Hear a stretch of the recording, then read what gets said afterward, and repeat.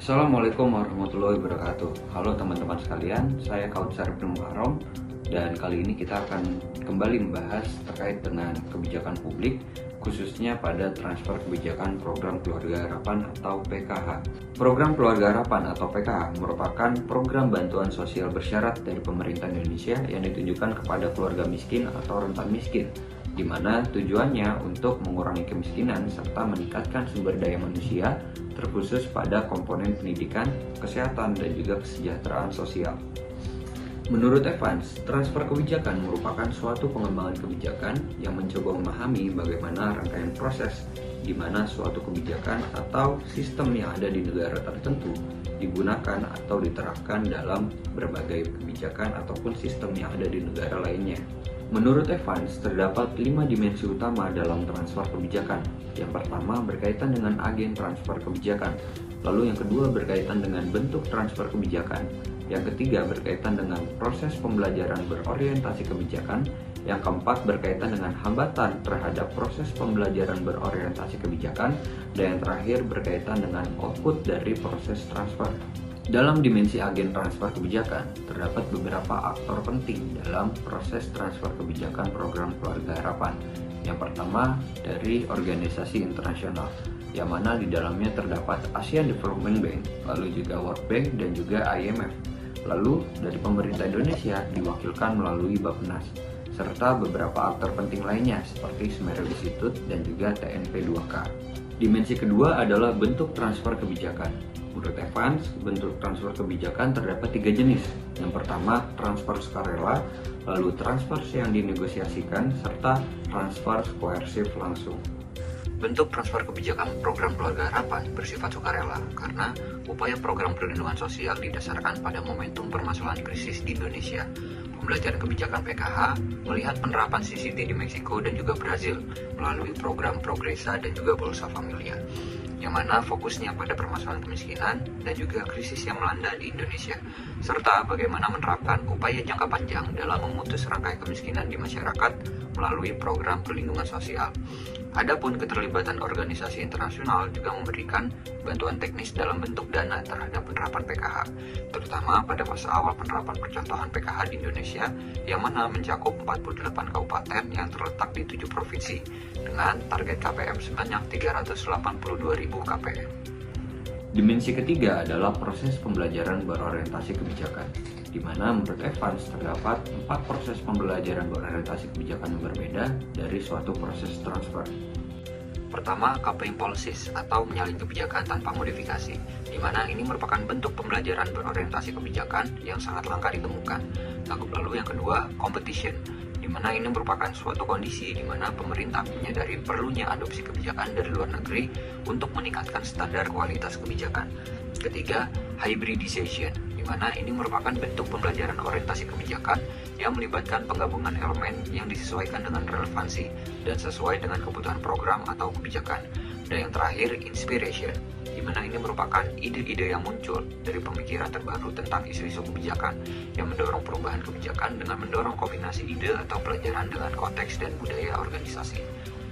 Jenis proses transfer kebijakan Program Keluarga Harapan bersifat hybridization, di mana pemerintah tidak benar-benar menyalin total, melainkan pemerintah mengurangi atau menambahkan sesuai dengan budaya dan kebiasaan masyarakat yang sudah ada.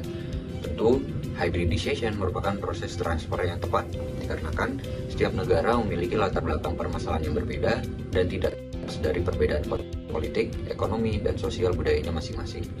Program CCT di Meksiko dan Brazil melalui Progresa dan juga Bolsa Familia difokuskan terhadap komponen pendidikan dan kesehatan ibu hamil, sementara penerapan Program Keluarga Harapan di Indonesia memiliki komponen yang lebih luas, di mana terdapat 3 komponen utama, diantaranya komponen pendidikan, kesehatan, dan juga kesejahteraan sosial.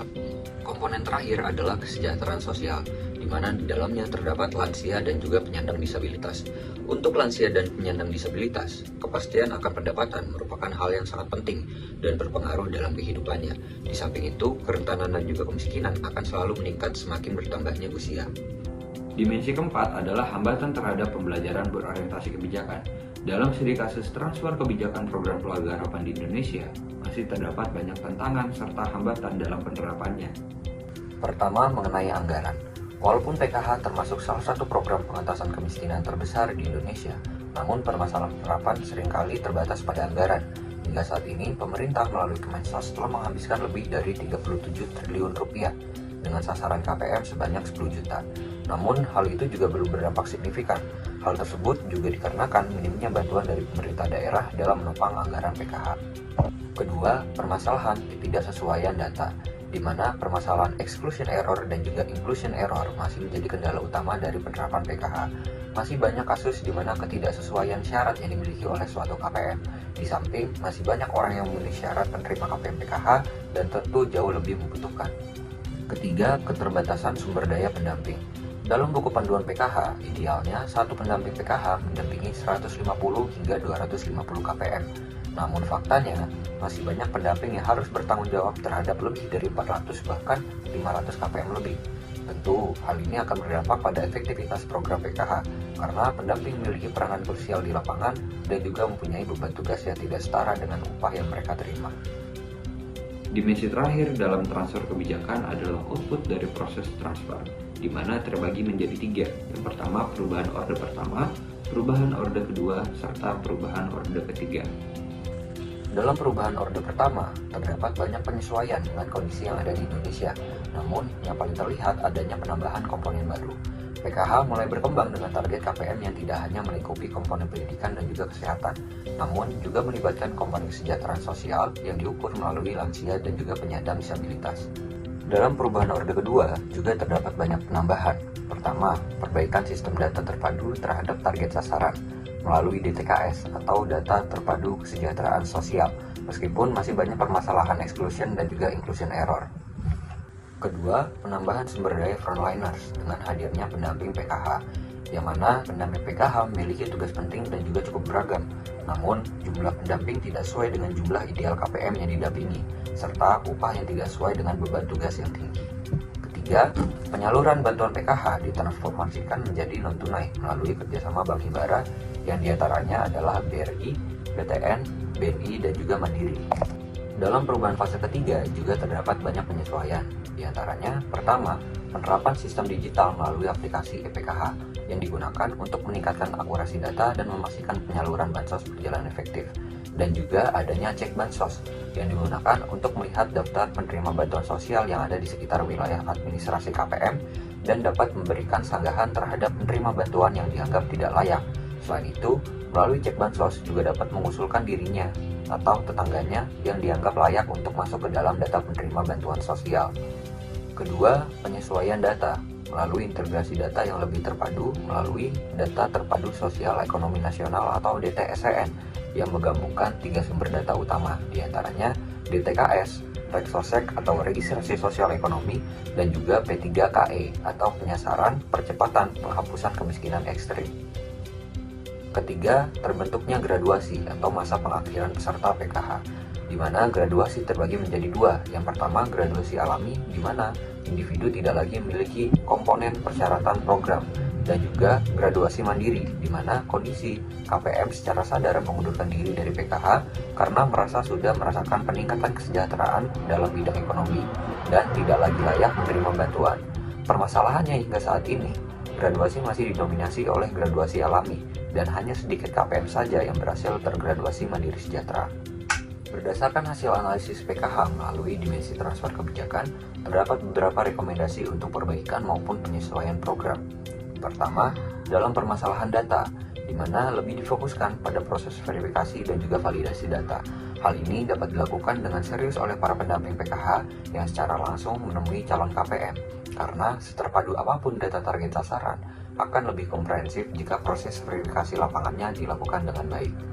Kedua, permasalahan sumber daya pendamping. Idealnya pendamping menangani 150 hingga 250 KPM.